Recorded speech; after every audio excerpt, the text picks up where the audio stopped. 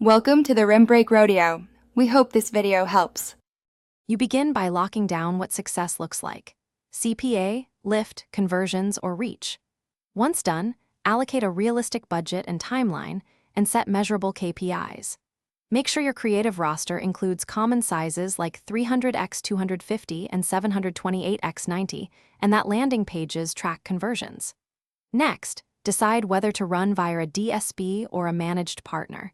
Choose based on scale and expertise. Prepare your first-party audience lists and data onboarding so you can launch without data gaps. You now set up the hands-on configuration inside the DSP. Map inventory sources, establish bid strategies, and apply targeting layers with frequency caps. Once configured, implement tracking, pixels, server-server postbacks, and consistent UTM tags, and validate tags across browsers. Launch controlled /B tests for creative, bid types, dayparting, and geo-splits so you can measure impact.